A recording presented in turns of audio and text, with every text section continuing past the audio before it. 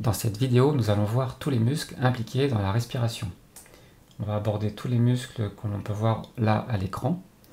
On va les aborder un par un et expliquer leur rôle dans la respiration, qu'ils soient expirateurs ou inspirateurs. Le grand pectoral. Au final, ce muscle, il est plutôt très peu impacté dans la respiration. Il va jouer un rôle d'inspirateur très annexe. On voit qu'il va pouvoir effectivement ouvrir un peu le haut des côtes, mais c'est vraiment annexe par rapport aux autres muscles. Donc nous allons le cacher. Le suivant, le petit pectoral. Donc là on est sur un muscle qui est plus petit et qui se trouve ici.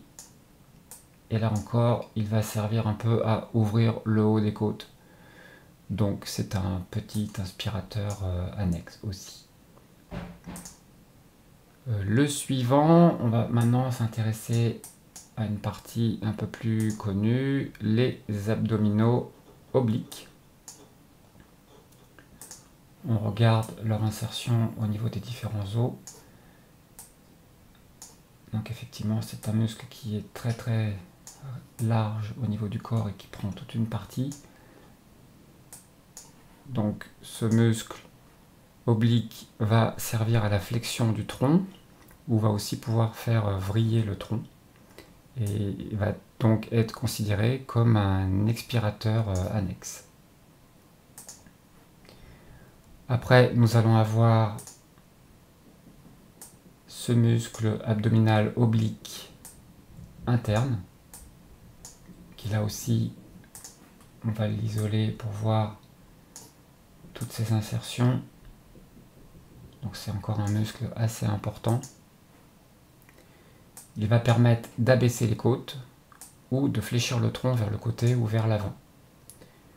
Il est donc considéré comme un muscle expirateur annexe. Puis maintenant, nous allons avoir deux derniers abdominaux. Ici, le transverse.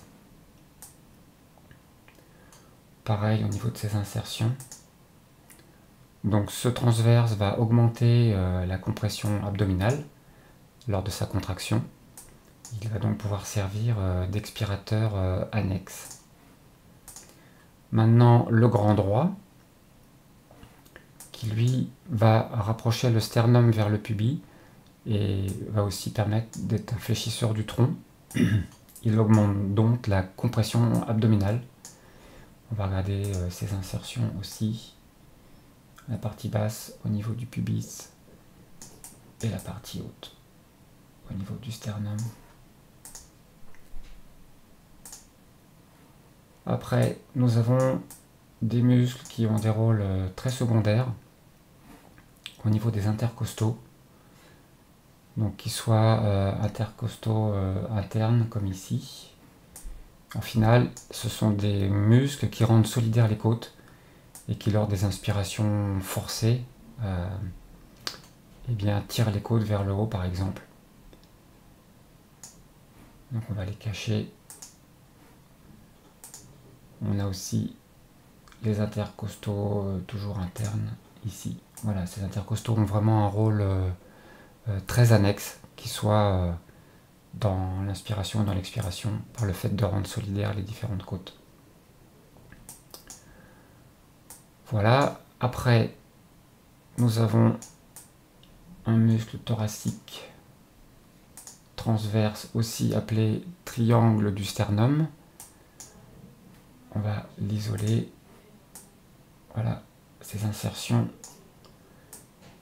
Et donc ce muscle thoracique transverse va servir de petit expirateur annexe en abaissant les cartilages costaux.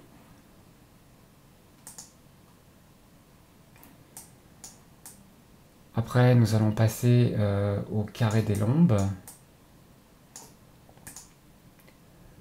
Donc un muscle puissant situé ici sur la partie arrière. Et ce carré des lombes attire le tronc vers le bas ou vers le côté lorsque l'on est assis. Il est donc dans les expirateurs annexes. Après, en haut, nous avons le sternocleidomastoïdien, considéré comme un aspirateur annexe, qui en fait, lui, va permettre d'élever le sternum et la clavicule. Donc c'est dans la dernière partie de respiration très haute, quand on soulève les clavicules, qu'on va pouvoir solliciter ce muscle. Il y a aussi l'escalène. Donc ce sont tous ces muscles qu'on va isoler. Voilà, tous ces muscles au niveau des scalènes qui vont pouvoir élever un peu le haut des côtes. Et qui du coup sont considérés comme des inspirateurs annexes. Nous allons passer sur l'arrière avec les petits dentelets postérieurs inférieurs qui sont considérés comme des petits expirateurs annexes. Ils vont pouvoir en fait abaisser les côtes.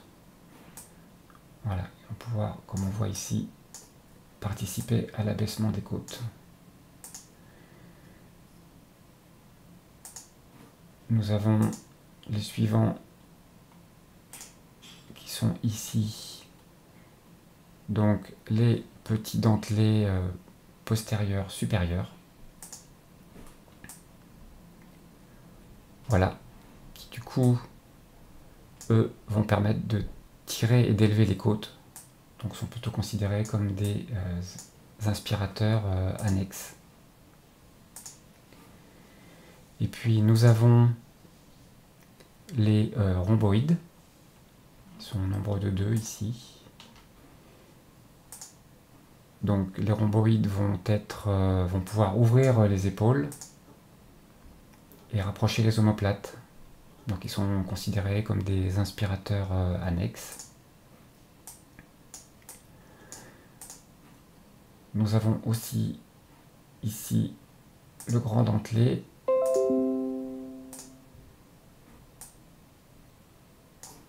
Voilà le grand dentelé qui se situe là, on va isoler. Donc le grand dentelé, il va élever les côtes. Il va donc être considéré comme un aspirateur annexe.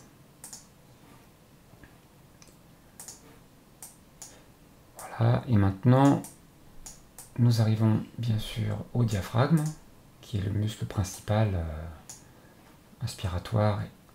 Donc il faut juste savoir que effectivement, c'est quand ce muscle se contracte que l'on va pouvoir inspirer, puisqu'il va créer une dépression au-dessus. Et les poumons du coup vont être attirés vers le bas et vont se remplir d'oxygène, d'air en tout cas. On voit aussi au passage, on va repasser dans la vue complète, toutes les attaches. Donc la première, j'ai laissé une partie du digestif juste pour pouvoir visualiser une attache particulière que l'on va voir par ici, qui se situe là. On a une attache particulière entre le diaphragme et le duodénum. En fait, le duodénum est suspendu, alors par un muscle, mais plutôt par un ligament, qui relie le diaphragme au duodénum. Donc voilà, on voit ici l'impact entre la respiration et le système digestif aussi. Donc je vais masquer quand même la partie digestive pour mieux voir le diaphragme. Donc le diaphragme, ce qu'il faut retenir aussi, c'est son insertion au niveau des piliers, toutes les attaches, qui s'insèrent sur différentes parties de la colonne vertébrale. Ce qui fait par exemple que lorsque l'on éternue, on a les lombaires qui vont être attirés vers l'avant. Donc des attaches qui sont importantes et qui aussi jouent des rôles entre la partie osseuse du rachis et la respiration. Voilà pour ce tour d'horizon des muscles impliqués dans la respiration.